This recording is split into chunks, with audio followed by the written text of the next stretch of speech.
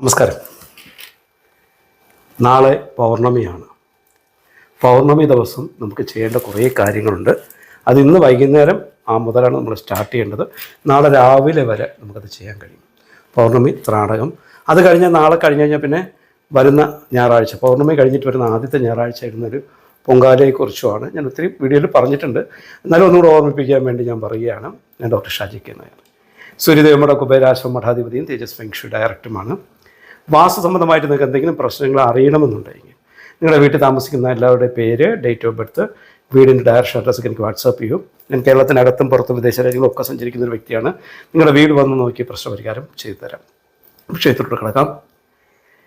നാളെ പൗർണമി ആയതുകൊണ്ട് ഇന്ന് വൈകുന്നേരം മുതൽ പൗർണമി സ്റ്റാർട്ട് ചെയ്യണം. അപ്പം യഥാർത്ഥത്തിൽ ഇന്ന് രാത്രിയാണ് പൂർണ്ണചന്ദ്രൻ്റെ ഇത് കാണുന്നത്. അപ്പോൾ അത് ചെയ്യേണ്ടത്, ഇന്ന് വൈകുന്നേരം നമ്മൾ ചന്ദ്രനെ കാണത്തക്ക രീതിയിൽ എവിടെയെങ്കിലും ഒരിടത്ത് ഇരിക്കുക. ഒരു കസരയോ അല്ലെ തറയിലിരിക്കാൻ പറ്റില്ല, അങ്ങനെ ഒരു പലകയിലിരിക്കാൻ പറ്റില്ല, എങ്ങനെയാണ് സൗകര്യത്തിലിരിക്കുക. ഇരുന്നതിന് ശേഷം നമ്മൾ ത്രാടകം ചെയ്യുക. ഈ ത്രാടകം ചെയ്യുന്നതിൻ്റെ ഗുണം ആദ്യം പറഞ്ഞു തരാം. നമ്മുടെ ഓറയിലുള്ള നെഗറ്റീവ് എനർജി ഡിസ്ചാർജ് ചെയ്യാനുള്ള കഴിവാണ് ഈ ത്രാടകം ചെയ്യുമ്പോൾ നമുക്ക് കിട്ടുന്ന ഏറ്റവും വലിയ ഗുണം. നമ്മുടെ ഓറയെന്ന് പറയുമ്പോൾ ശരീരത്തിന് ചുറ്റും ഒരു പ്രകാശവലയുണ്ട്. അതിനെ എത്രത്തോളം എനർജൈസ് ചെയ്യാൻ പറ്റുന്ന ഒരു ദിവസമാണ് പൗർണമി ദിവസം. അമാവാസിയുടെ അന്ന് അതിനകത്ത് കണക്ട് ചെയ്തേക്കുന്ന നെഗറ്റീവ് എനർജി ഡിസ്ചാർജ് ചെയ്യാൻ പറ്റിയിട്ടുള്ള ദിവസമാണ്. അപ്പോൾ നമുക്ക് പൗർണമിയുടെ അന്ന് നമ്മൾ ചെയ്യേണ്ടത് ആ ഓറയെ എനർജൈസ് ചെയ്യുക. ഓറയെ എനർജൈസ് ചെയ്യുമ്പോൾ നമ്മളെന്താ സംഭവിക്കുക? ഓറ ലെവൽ സ്ട്രോങ് ആവും. നമ്മുടെ ശരീരത്തിന് ചുറ്റുമുള്ള ആ ഒരു പ്രകാശവലയം സ്ട്രോങ് ആവും. അടുത്ത പൗർണമി വരെ നമുക്ക് വളരെ സ്ട്രോങ് ആയിട്ട് നമ്മുടെ എല്ലാ കാര്യങ്ങൾക്കും എല്ലാ തടസ്സവും മാറ്റി കൊണ്ടുപോകാനുള്ള കഴിവാണ് ഇതിനകത്തുള്ളത്. നമ്മുടെ ഓറ ബ്രേക്കായാൽ പിന്നെ നമ്മുടെ പ്രശ്നങ്ങൾ രൂക്ഷമായതിനനുസാരം ഏതെങ്കിലും ഒരു ആഭിചാരക്രിയകളോ അല്ലെങ്കിൽ മറ്റു വിളിദോഷങ്ങളോ ഒക്കെ നമ്മളെ ബാധിക്കാനുള്ള മെയിൻ കാരണം നമ്മുടെ ഓറയിലുണ്ടാവുന്ന വിള്ളലുകൾ കാരണമാണ്. നമ്മുടെ മെഡിറ്റേഷനിലൂടെയും ഇതേപോലുള്ള ത്രാടകങ്ങളിലൂടെയൊക്കെ മാത്രമേ നമ്മുടെ ഓറ നമുക്ക് ക്ലിയർ ചെയ്തെടുക്കാൻ പറ്റുള്ളൂ. അപ്പോൾ ആ ഓറ ക്ലിയർ ചെയ്യുന്ന ഇന്ന് പൗർണമിയുടെ അന്ന് ഓറ ക്ലിയർ ചെയ്യുന്നത് എങ്ങനെയെന്ന് ഞാൻ വിശദമായിട്ടൊന്ന് പറഞ്ഞുതരാം. ആദ്യം നമ്മൾ നേരത്തെ പറഞ്ഞതുപോലെ ചന്ദ്രനെ കാണത്തക്ക രീതിയിൽ നമ്മളൊന്ന് ഇരിക്കുക. ഇരുന്നതിന് ശേഷം ആദ്യം ഒരു പ്രാണായാമം നമ്മൾ ചെയ്യേണ്ടത് അത്യാവശ്യമുണ്ട്. അത് ചെയ്യുന്നത് പറയുന്നത് സാധാരണ രീതിയിലല്ല നമ്മൾ ചെയ്യേണ്ടത്. അതിനകത്ത് നമ്മുടെ ശ്വസനമുദ്ര ഇങ്ങനെ പിടിക്കുക. പിടിച്ചതിന് ശേഷം പുരുഷന്മാരാണെങ്കിൽ മൂക്കിലിങ്ങനെ പിടിച്ചിട്ട് ഇടത് മൂക്കിലൂടെ ശ്വാസം എടുക്കുക, ഉള്ളിൽ നിർത്തുക, വലതു മൂക്കിലൂടെ ശ്വാസം വിടുക. ഇടത് മൂക്കിലൂടെ ശ്വാസം എടുക്കുക, വലതു മൂക്കിലൂടെ ശ്വാസം വിടുക. അങ്ങനെ 21 പ്രാവശ്യം.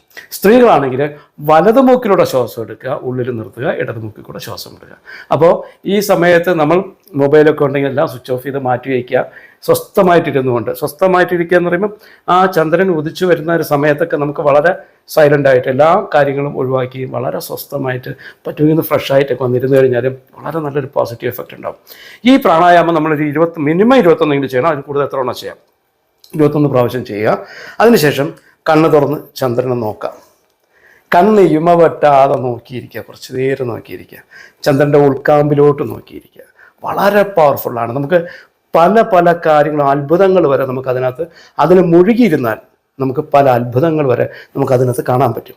അപ്പോൾ ശരിക്കും പറഞ്ഞാൽ ചന്ദ്രനെ നോക്കുന്ന സമയത്ത് തൊട്ടടുത്തുള്ള മരങ്ങളിലേക്ക് ഓറ നമുക്ക് സ്വന്തമായിട്ട് റീഡ് ചെയ്യാൻ പറ്റും. കാരണം മരങ്ങളുടെ മുകളിൽ ഒരു വൈറ്റ് കളർ ലൈനൊക്കെ ഇങ്ങനെ നിൽക്കുന്നതായിട്ട് നമുക്ക് ഫീൽ ചെയ്യും. അപ്പം അത്രയും പവർഫുള്ളാണ്. അപ്പം പറ്റുമെങ്കിൽ 5-10 മിനിറ്റ്, അത്രയൊക്കെ ഒന്ന് ഇടയ്ക്കൊക്കെ ഒന്ന് ഇമയൊട്ടിയാലും പ്രശ്നമൊന്നുമില്ല. 5-10 മിനിറ്റ് ചന്ദ്രനെ നോക്കിയിരിക്കാം. നോക്കിയിരുന്നതിന് ശേഷം കണ്ണ് പതിയെ അടയ്ക്കുക. അടച്ചതിന് ശേഷം അടുത്ത നമ്മുടെ ശ്രദ്ധ എവിടെയാണ്? മൂക്കിൻ്റെ തുമ്പത്ത്. ഈ തുമ്പല്ല, ഉള്ളിൽ. ഈ ഉള്ളിൽ ശ്രദ്ധിച്ചുകൊണ്ട് നമുക്ക് ഉള്ളിലോട്ട് പോകുന്ന നോർമലിയുള്ള നമ്മുടെ ശ്വാസഗതി എന്ന് പറയും, ശ്വാസത്തെ ഒന്ന് കാണാൻ ശ്രമിക്കുക. ഉള്ളിലോട്ട് പോകുന്ന ശ്വാസവും പുറത്തോട്ട് വരുന്ന ശ്വാസത്തെ ഒന്ന് ശ്രദ്ധിച്ചിരിക്കുക. ഒരേ സമയം ഒരേ മൂക്കിലൂടെ അല്ല ശ്വാസം ഉള്ളിലോട്ട് പോകുന്നതും പുറത്തോട്ട് വരുന്നതും, അത് മാറി മാറി വരും. അപ്പോൾ അത് എങ്ങനെ മാറി വരുന്നതെന്ന് കുറച്ച് നേരം, ഒരു മാക്സിമം ഒരു 10 മിനിറ്റോ 15 മിനിറ്റോ ഒക്കെ അങ്ങനെ വളരെ ശ്രദ്ധ കംപ്ലീറ്റ് ഇവിടെ തന്നെ കോൺസെൻട്രേറ്റ് ചെയ്യുക. അങ്ങനെ ശ്രദ്ധിച്ച് കുറേ നേരം ഇരിക്കാം. ഇരുന്നതിന് ശേഷം നമ്മൾ പതിയെ കണ്ണ് തുറന്നിട്ട് നമ്മൾ പറയേണ്ടത്, ഞാൻ പൂർണ്ണ ആരോഗ്യവാനും ദീർഘായുസ്സുമുള്ളവനുമാകുന്നു. ഞാൻ പൂർണ്ണ ആരോഗ്യവാനും ദീർഘായുസ്സുമുള്ളവനുമാകുന്നു. ഞാൻ പൂർണ്ണ ആരോഗ്യവാനും ദീർഘായുസ്സുമുള്ളവനുമാകുന്നു. അത് കഴിഞ്ഞാൽ ആരോഗ്യവും ദീർഘായുസ്സും കിട്ടിക്കഴിഞ്ഞാൽ പിന്നെന്താ നമുക്ക് ആവശ്യം? പണമാണല്ലേ. പണം എന്നിലേക്ക് ഒഴുകി വരുന്നു, പണം എന്നിലേക്ക് ഒഴുകി വരുന്നു, പണം എല്ലാം 3 പ്രാവശ്യം പറയണം കേട്ടോ. പണം എന്നിലേക്ക് ഒഴുകി വരുന്നു, ഇത്രയും പറയാം. അത് കഴിഞ്ഞാൽ നമുക്ക് പ്രൊട്ടക്ഷനാണ് ആവശ്യം. ഞാനും എൻ്റെ കുടുംബവും പ്രപഞ്ചശക്തിയുടെ സുരക്ഷാ കവചത്തിനുള്ളിൽ പൂർണ്ണമായി സംരക്ഷിക്കപ്പെട്ടിരിക്കുന്നു. ഞാനും എൻ്റെ കുടുംബവും പ്രപഞ്ചശക്തിയുടെ സുരക്ഷാ കവചത്തിനുള്ളിൽ പൂർണ്ണമായി സംരക്ഷിക്കപ്പെട്ടിരിക്കുന്നു. ഞാനും എൻ്റെ കുടുംബവും പ്രപഞ്ചശക്തിയുടെ സുരക്ഷാ കവചത്തിനുള്ളിൽ പൂർണ്ണമായി സംരക്ഷിക്കപ്പെട്ടിരിക്കുന്നു. ഈ 3 സ്വിച്ചുവേഴ്സ് പറയുക. എന്നിട്ട് കൈ ഭൂമിയിലോട്ട് കമഴ്ത്തി ഇങ്ങനെ പിടിച്ചതിന് ശേഷം ഇത് പ്രപഞ്ചസത്യമാകുന്നു, ഇത് പ്രപഞ്ചസത്യമാകുന്നു, ഇത് പ്രപഞ്ചസത്യമാകുന്നു. ഇത്രയും പറഞ്ഞ ശേഷം കൈ നല്ല തിരുമിയതിന് ശേഷം കണ്ണിൽ വെച്ചോളും.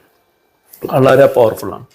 ചെയ്തു നോക്കും. ഒത്തിരി ആൾക്കാർ, ഞാൻ പല വീഡിയോകളും കൊടുത്തിട്ട് ആ വീഡിയോ കണ്ടിട്ട് ഒത്തിരി ആൾക്കാർ ഇത് ചെയ്യുന്നുണ്ട്. അപ്പോൾ അതിൻ്റെ വ്യത്യാസം അവർ പറയുന്നുണ്ട്. അപ്പം ഇതിനകത്ത് ഈ നാടകം നിങ്ങൾ ഇന്നൊന്ന് ചെയ്തതിന് ശേഷം വളരെ പവർഫുള്ളാണ്. അത് കഴിഞ്ഞ് ഞാൻ നേരത്തെ പറഞ്ഞു, പൗർണമി കഴിഞ്ഞിട്ട് വരുന്ന ആദ്യത്തെ ഞായറാഴ്ച ഒരു പൊങ്കാലയെക്കുറിച്ച് ഞാൻ പറഞ്ഞിട്ടുണ്ട്. എന്തിനാണ് ഇത്രയും ഡേറ്റ് ഇട്ട് പറയാൻ കാരണം എന്ന് വെച്ചാലും ഇടയ്ക്ക് തിരക്കാണ്, വീഡിയോ ഇടാൻ ബുദ്ധിമുട്ടുണ്ടാകും ചിലപ്പോൾ, അതുകൊണ്ടാണ്. അപ്പോൾ പൗർണമി കഴിഞ്ഞിട്ട് വരുന്ന ആദ്യത്തെ ഞായറാഴ്ച വരുന്ന ഞായറാഴ്ചയാണ്. പൗർണമി കഴിഞ്ഞിട്ടുന്ന ആദ്യത്തെ ഞായറാഴ്ച. ഈ ഞായറാഴ്ച നമുക്ക് ബാലസൂര്യന് വേണ്ടി, അത് ഏത് കാര്യങ്ങൾക്ക് സാധിക്കുവാൻ വേണ്ടിയെങ്കിലും നമുക്കത് ഇടാൻ പറ്റും.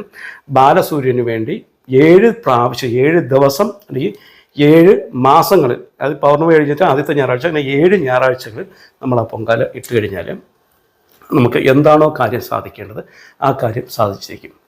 ഒത്തിരി ആൾക്കാർക്ക് കാര്യം സാധിച്ചിട്ടുണ്ടെന്നുണ്ടോ പറയാൻ കാരണം, അതെങ്ങനെയാണ് ഇടേണ്ടതെന്ന് വെച്ച് കഴിഞ്ഞാൽ അത് ഇടേണ്ട സമയം വെളുപ്പിന് 3:45 മുതൽ ഒരു 5 മണി 5:30 മണിയാകുമ്പോൾ തീർത്തിരിക്കണം, പൊങ്കാല ഇട്ട് കഴിഞ്ഞിരിക്കണം. ഓക്കെ, നമുക്ക് ആ പൊങ്കാല ഇടേണ്ടത് ആദ്യം 3 ഇഷ്ടിക വാങ്ങിക്കുക, അടുപ്പുണ്ടാക്കാൻ വേണ്ടി. ഒരു കലം വാങ്ങിക്കുക, ഒരു മണ്ണിലുള്ളൊരു കലം വാങ്ങിക്കുക, അതിനോടൊപ്പം കാര്യങ്ങളും ഒക്കെ എടുത്ത് വയ്ക്കുക. ഈ കലവും ഈ ഇഷ്ടിക തന്നെ നമ്മൾ 7 പൊങ്കാല ഇടുവാനും നമുക്ക് ഉപയോഗിക്കുക. കാരണം ഈ അടുപ്പ് നമ്മൾ ഇതിന് ഉപയോഗിച്ച് കഴിഞ്ഞാൽ പിന്നെ ഈ കല്ലെടുത്ത് മാറ്റി വയ്ക്കുക, അടുത്ത പ്രാവശ്യം ഈ അടുപ്പ് ഇതിൻ്റെ അടുത്ത് വെച്ച് പൊങ്കാല ഇട്ടോളും കേട്ടോ. വേറെ ഒരു ആവശ്യത്തിന് അത് ഉപയോഗിക്കരുത്, ആ കലവും വേറൊരു ആവശ്യത്തിന് ഉപയോഗിക്കരുത്. ഇത് തന്നെ കണ്ടിന്യൂ ചെയ്ത് കൊണ്ടുപോകാൻ പറ്റും. അത് കഴിഞ്ഞാൽ നമുക്ക് അതിൽ പൊങ്കാല ഇടുമ്പോൾ നമുക്ക് ഇടേണ്ട സാധനങ്ങൾ അരി, ശർക്കര, തേങ്ങ, നെയ്യ്, പഴം. ഈ 5 ഐറ്റമാണ്. അരി, ശർക്കര, തേങ്ങ, നെയ്യ്, പഴം. ഈ 5 ഐറ്റം ഇട്ടിട്ടാണ് പൊങ്കാല ഇടേണ്ടത്. പൊങ്കാല ഇടേണ്ട കാര്യത്തെക്കുറിച്ച് പിന്നെ പ്രത്യേകിച്ച് പറയേണ്ട കാര്യമില്ല. ഈ പൊങ്കാല ഇടുമ്പോൾ എപ്പോഴും കിഴക്കോട്ട് നോക്കി നിന്ന് പൊങ്കാല ഇടണം. അപ്പോൾ ഫ്ലാറ്റിലൊക്കെ ഉള്ളവരാണെങ്കിൽ അടുപ്പ് ഉണ്ടാക്കേണ്ട കാര്യമില്ല, നിങ്ങളുടെ സ്റ്റൗവിൽ തന്നെ, നിങ്ങളുടെ വീട്ടിനകത്തുള്ള സ്റ്റൗവിൽ തന്നെ നിങ്ങൾക്ക് പൊങ്കാല ഇടാം. അതെന്ന് പറയുമ്പോൾ തലേ ദിവസം മത്സ്യമാംസാദികളൊന്നും പാചകം ചെയ്തിരിക്കുക, ഒന്ന് വൃത്തിയായിട്ട് സൂക്ഷിക്കുക, അത്രയേ ഉള്ളൂ. പൊങ്കാല ഇട്ടതിന് ശേഷം ആ പൊങ്കാല നമ്മൾ റെഡി ആയതിനു ശേഷം ഇറക്കി വയ്ക്കുക. ഇറക്കി വെച്ചിട്ട് നമ്മളത് നിവേദിക്കേണ്ട ഒരു രീതിയുണ്ട്. ഈ പൊങ്കാല ഇടുമ്പോൾ നമ്മൾ അടുത്തൊരു വിളക്ക് കത്തിച്ച് വയ്ക്കുക, ഒരു കിണ്ടിക്കകത്ത് കുറച്ച് വെള്ളം നിറച്ച് വെച്ചേക്കുക, പറ്റുമെങ്കിൽ ഗണപതിയെ സങ്കല്പിച്ചൊരു പഴമോ എന്തെങ്കിലും അവിടെ വെച്ചേക്കുക.